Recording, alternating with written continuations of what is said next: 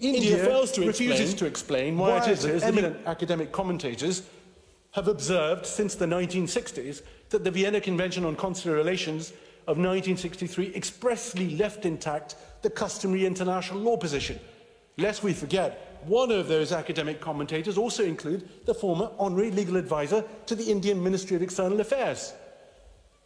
It's also highly significant, I submit, that not a single state of the 177 states that are party to the Vienna Convention on Consular Relations has embraced the invitation of this court, issued on the 20th of November 2017, to address the court on the question as to whether Article 36 provides for a customary international law exception with regards to espionage. That, I believe and submit, is yet more powerful, indeed clear, cogent and compelling evidence of the desire of states to, at the very least, maintain what I would describe as studied ambiguity on this issue, with the consequence that it simply cannot be said that the customary international law position has now crystallised to support the contention India advances. India has never explained why Article 6 of the 2008 agreement, titled On Consular Access, no less, which it drafted, does not apply. Instead, India described the agreement initially as irrelevant and not relied on. But finally, as we shall see, India did violence not just to the agreement, but to the English language to arrive at an interpretation which is nonsensical. Words mean what they say and were intended to mean when India and Pakistan adopted the 2008 agreement, not what India wants them to mean now. And I'm reminded of a character occupying a fantasy land called Wonderland. Some of you may be aware of him, Humpty Dumpty. Humpty Dumpty insisted that words meant what he said they meant. Now, we all know what happened to Humpty Dumpty. Humpty Dumpty was sitting on a flimsy wall, and when he fell, that was the end of Humpty Dumpty. And we shall see that the wall that India is sitting on is a flimsy wall of lies, and it will come crashing down when probed.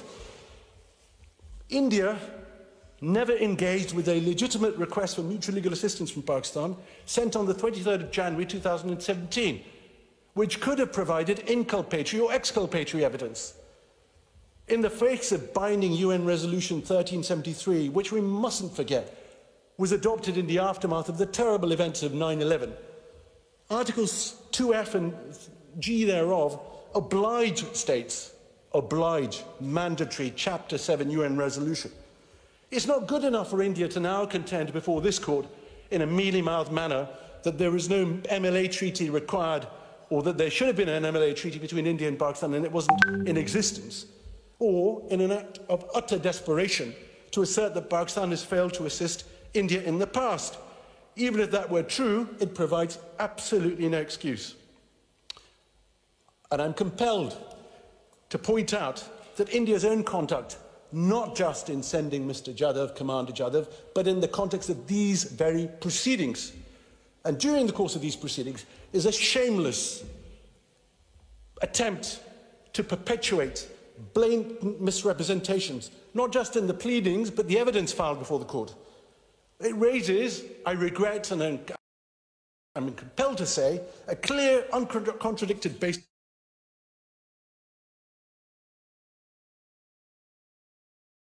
for the court to declare India's claim inadmissible, or otherwise militates against the grant of any relief.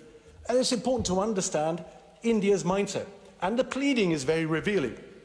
Paragraph 77 of India's memorial states as follows: neither the charges against Commander Jadhav nor the conduct of the sending state, India, Pakistan does not run the extreme case that the 2008 agreement supersedes or overrides the Vienna Convention. At the stage of the provisional measures, a more extreme submission was raised and is recorded in paragraph 25 of the order of this court dated 18 May 2017, noting that Pakistan had put in issue the jurisdiction of this court under the optional protocol by relying on the 2008 bilateral agreement. This submission, challenging jurisdiction on this basis, is conspicuous by its absence in these proceedings. If Article 36 of the Vienna Convention cannot be whittled down by a bilateral treaty, then the language of the treaty does not call for any interpretation, where the language of Article 36 is clear. Besides, Article 36 must have the same meaning irrespective of the states involved, and its meaning cannot change chameleon-like depending on bilateral treaties between parties. Article 36 must mean the same between India and Pakistan as it must mean between America and Brazil, or France and Germany. Additional and supplementary matters may be concerned by bilateral treaties. They will stand outside the Vienna Convention, but not be contrary to it, and thus not affected by Article 73. Anything directly covering the same ground as Vienna Convention and diluting its provisions must fail. Instead of construing Clause 6 as suggested by Pakistan, it should be read down in its context as suggested by India. I now move to the military courts point. Pakistan defends its military court system of dispensation of justice by relying on the report of the military experts. India's criticism of the system of military courts, trying civilians generally, and of the manner in which the military courts have functioned has been documented by the International Commission of Jurists, the Human Rights Committee, and even in a resolution of the European Parliament. Pakistan invites the court to disregard the findings of these recognized bodies in favor of the opinion of a military expert, or two of them. Firstly, the question whether a legal system is compliant with contemporary understanding of due process is a matter for a court of law. It is not a matter for an expert deposing before a court of law.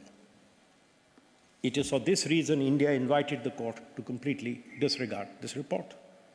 The conclusions by the military experts are set out in para 3 of page 6 of their report.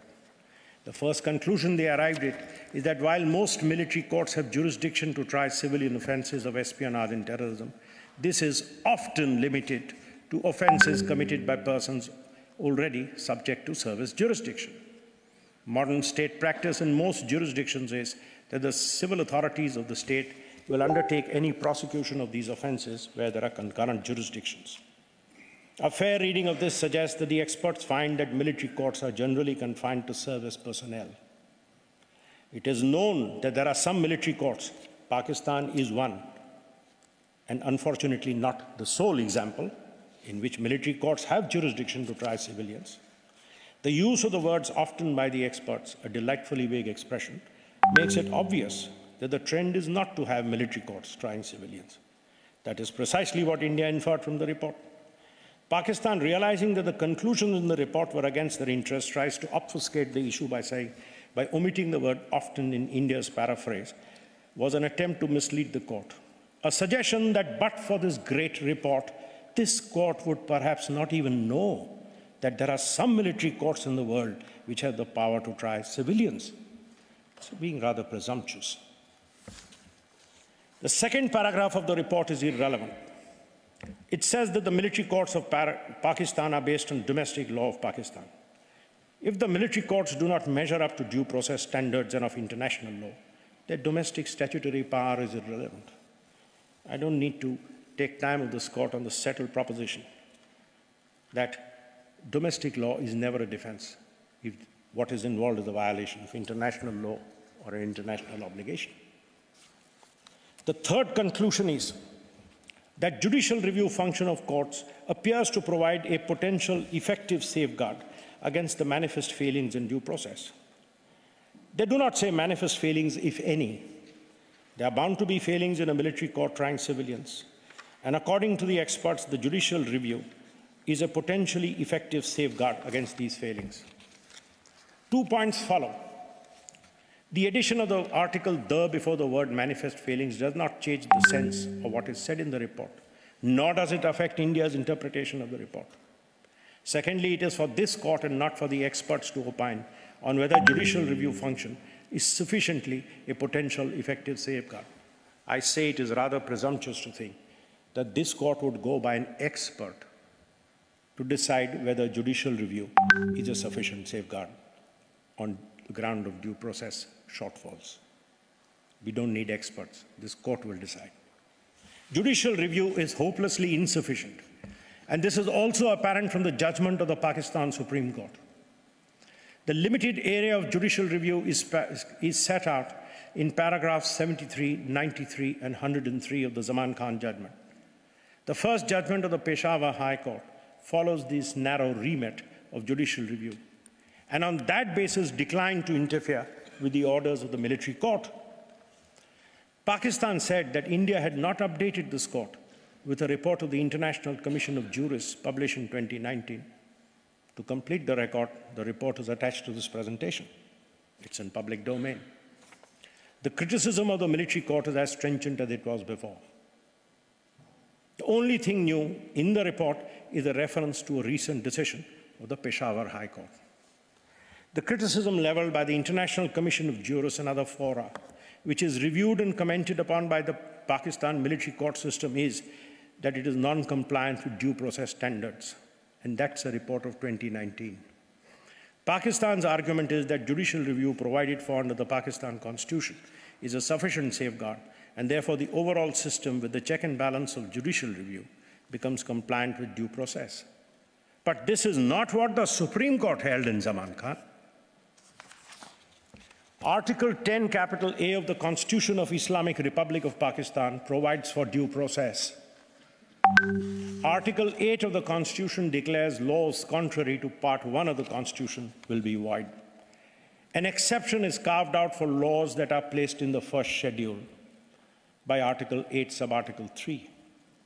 The Pakistan Army Act is placed in the first schedule and is therefore immune from the challenge on the ground that it violates due process. The violation of due process under Article 10A was challenged in Zaman Khan. Paragraph 101 of the judgment of the Supreme Court turned down the challenge on the short ground that the 2015 amendments to the Pakistan Army Act were placed in the first schedule and were therefore immune from the challenge on the ground that they violated 10A. It was held, and I read from the judgment, that this court, in its judgment, in the case of District Bar Association, Rawalpindi and others, Supra, has held that the Pakistan Army Act as amended by the Pakistan Army Amendment 2015 Act was validly and effectively incorporated through an amendment in the first schedule to the Constitution. As a consequence whereof, the provisions thereof cannot be called into question on the ground of being in violation of the fundamental rights guaranteed under the Constitution under Article 8, Subarticle 3. If the 2015 amendments enabling the military courts to try civilians were due process compliance, that should have been the Republic of Pakistan's answer in their court, saying that the amendments comply with 10A. That is not what the Pakistan Supreme Court held. But what it did hold is that the amendments in the Army Act enabling military courts to try civilians were beyond the pale of challenge on the ground that they violated due process. The recent judgment of the Peshawar High Court appears to have taken a broader view. Pakistan faults India for not producing the judgment without offering an explanation as to why it did not rely upon the judgment if it supported its case. But Honorable President and Honorable Judges, the reason is not far to seek. The Pakistan government has filed an appeal against the judgment of the Peshawar High Court, and it appears from the report of the International Commission of Jurists that the Supreme Court has suspended the operation of that judgment. Perhaps they were embarrassed that if they produced the judgment, they would be compelled to tell this court that the Republic of Pakistan has challenged the judgment. The report says that Pakistan Supreme Court has, and the ICJ report is important, it says, and I quote, "The Supreme Court has in the past dismissed review petitions and cases with nearly identical facts to the petitions before the Peshawar High Court," unquote. There was a time in India where some of our high courts took very bold views of Indian fundamental rights, which unfortunately in 1976 were reversed by the Supreme Court. The ICJ apprehends that the Peshawar High Court seems to have taken a bold view. The Republic of Pakistan doesn't accept that view. It is challenging it in the Supreme Court. But it solemnly tells the courts, why has India not produced that judgment? It doesn't tell this court, We have not produced that judgment because we are challenging that judgment in the Supreme Court. Finally, dealing with the question of the evolution of the law and the cross-fertilization of jurisprudence of the Vienna Convention with other human treaties, the only submission made was that the Inter-American Court was dealing with their own charters and not with the Vienna Convention. It is correct that the court was dealing with its own charters and administering rights and obligations under those charters, but for the purpose for which it relied on the Vienna Convention. That is what is called cross-fertilization of jurisprudence. The final submission that the relief should be the same as in Legrand and Avina cases, with the exception that the word Pakistan should be substituted for United States. Fortunately, no representative of the United States government was present here. He may not have been amused. The substitution would require rewriting the Pakistan Constitution by removing the constitutional protection from a challenge on due process grounds. It would require, in Pakistan, substituting a trial by a grand jury with a trial by a Pakistan military officer. And if the reverse was to be done, I do not know if military officers in the US would be comfortable trying their own civilians and generously awarding death sentences to them on extracted confessions. This submission is hopeless. When the two legal systems are so apart, you cannot say substitute my name for that of US and give the same relief. The last submission brings out in bold relief why India submits the relief granted should be beyond what was granted in Avina and Legrand.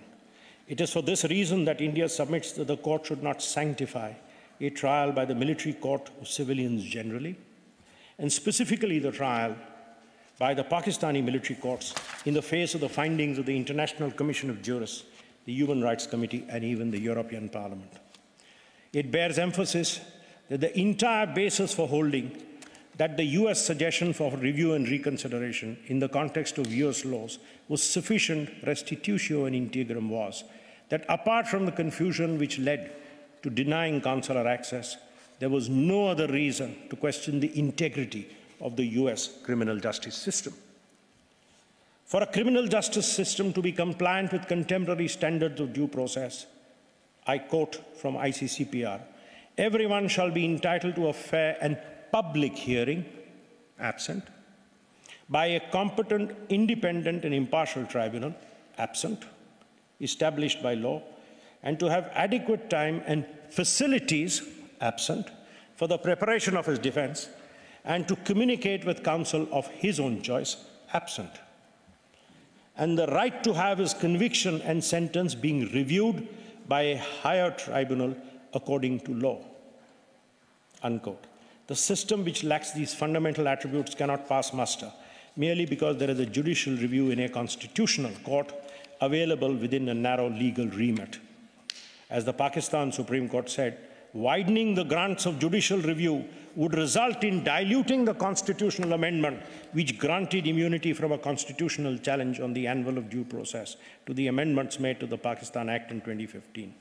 The Constitution was amended to expressly exclude scrutiny of the Army Act 2015, which allowed trial of civilians by military courts on the ground of due process, recognizing that such an amendment was necessary to save the present dispensation by which Jadhav has been given a death sentence.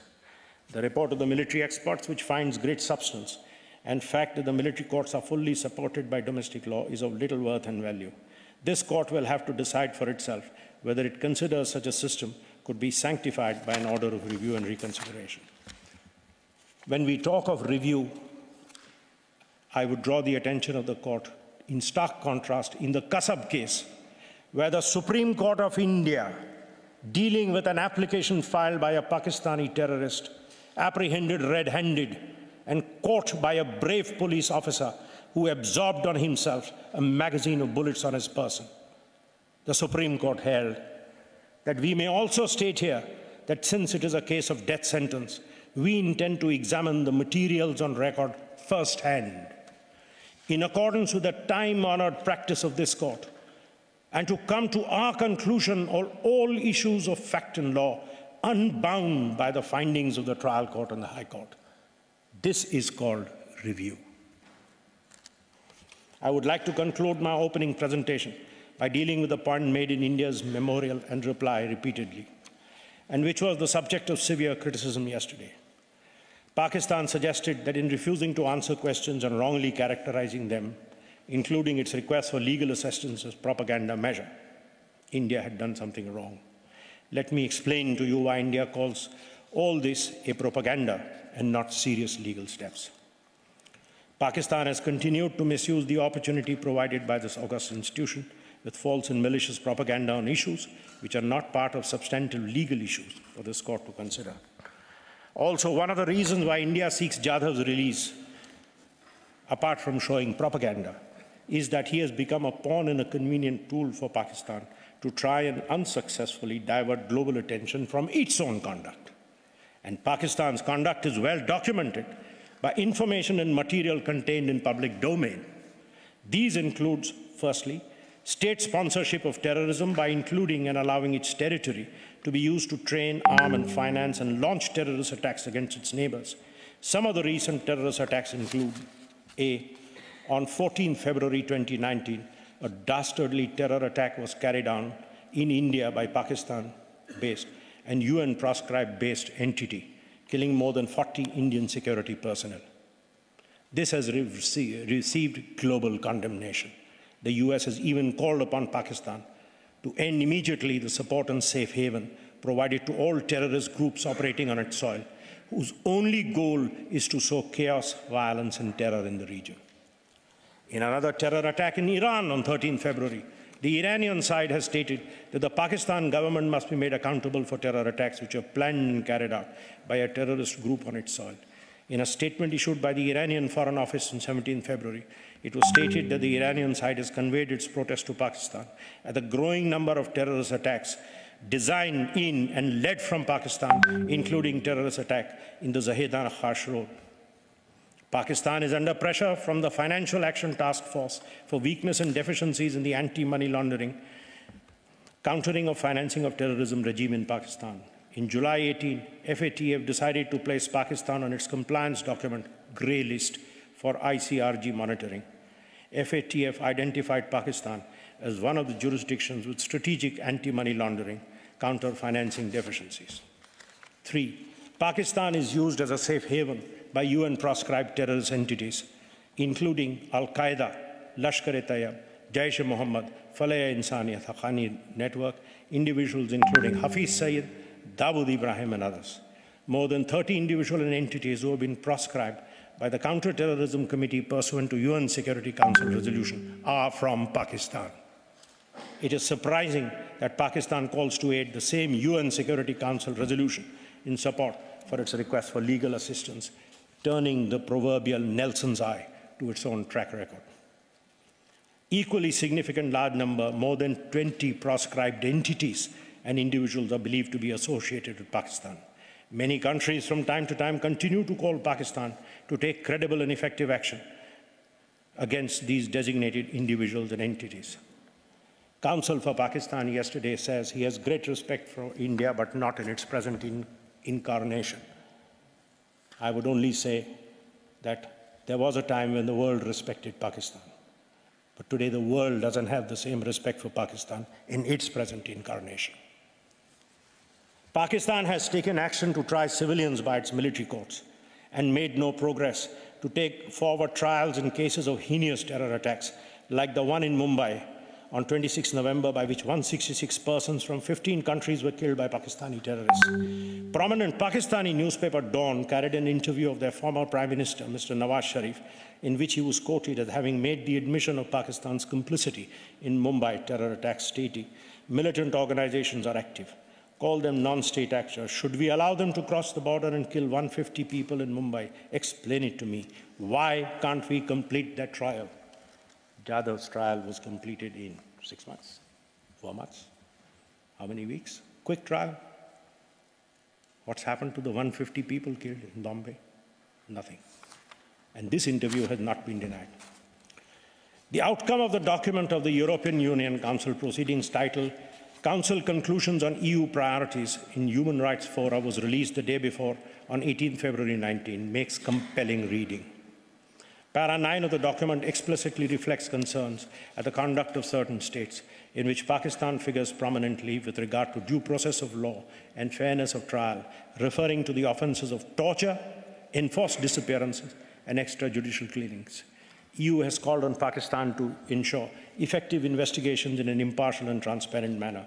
This, in general, mirrors the truth of the Pakistan system in the conduct of criminal investigation and trial. I therefore submit, sir, that India has made out a case that there has been an egregious violation of the Vienna Convention.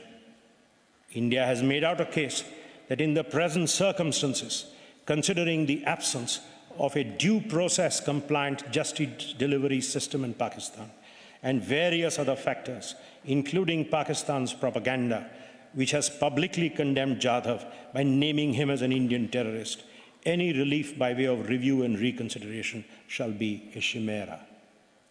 This case calls for appropriate relief.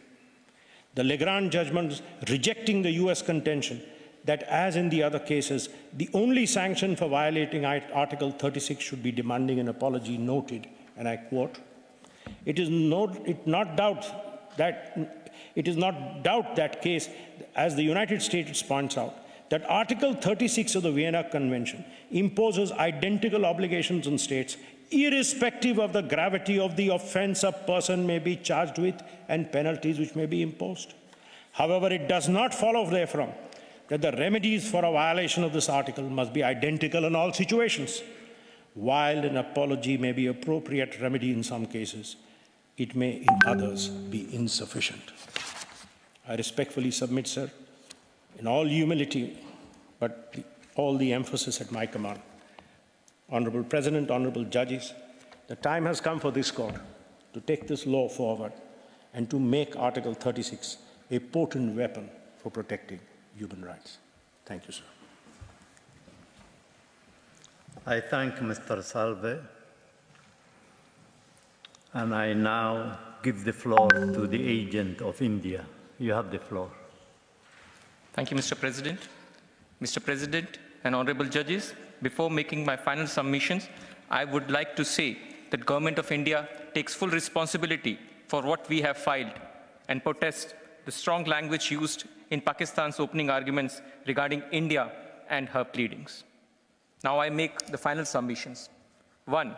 The Government of India requests this court to adjudge and declare that Pakistan acted in egregious breach of Article 36 of the Vienna Convention on Consular Relations 1963, hereinafter Vienna Convention, in 1. Failing to inform India without delay of the detention of Jadhav. 2. Failing to inform Jadhav of his rights under Article 36 of the Vienna Convention on Consular Relations 1963. 3. Declining access to Jadhav by consular officers of India, contrary to their rights to visit Jadhav while under custody, detention, or in prison, and to converse and correspond with him or to arrange for his legal representation. And that pursuant to the foregoing, 2. Declare that A. The sentence of Pakistan's military court arrived at in brazen defiance of the Vienna Convention rights under Article 36, particularly Article 36, paragraph 1b, and in defiance of elementary human rights of Jadhav, which are also to be given effect as mandated under Article 14 of 1966 International Covenant on Civil and Political Rights, ICCPR, is violative of international law and the provisions of Vienna Conventions. B. India is entitled to restitutio in integrum. 3. Annul the decision of the military court and restrain Pakistan from giving effect to the sentence or conviction in any manner.